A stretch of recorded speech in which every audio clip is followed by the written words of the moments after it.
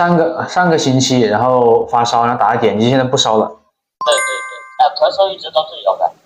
咳多久了？1个多月了。咳了1个多月。是1个多月。现在很多小朋友支原体感染，咳嗽反反复复，有的咳了1个多月，甚至严重的咳了半年到1年以上。这个患者就是好的又反复咳嗽，除了治疗方法不对之外，饮食方面也占了很大的因素。下面我说的这些饮食禁忌，大家一定要注意，否则小朋友的咳嗽就会反反复复，断不了根。第一个，生冷的食物是不能吃的，比如说牛奶、水果、鸡蛋，因为支原体感染本来就是个体虚咳嗽，这种时候如果吃过多生冷的话，会损伤脾胃的阳气，导致脾胃运化更加不好，更加容易生痰。第二个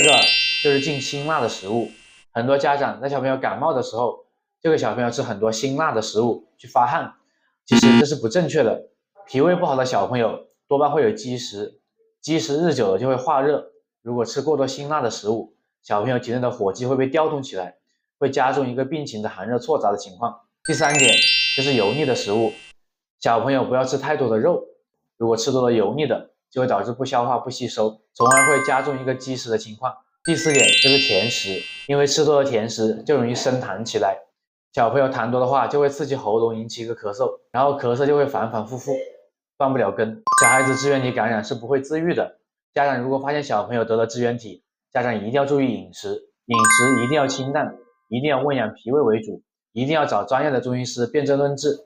因为中医是可以断根本的，是从根本上解决问题，调理小孩子体质的。孩子体质好了，自然就不会反反复复咳嗽了。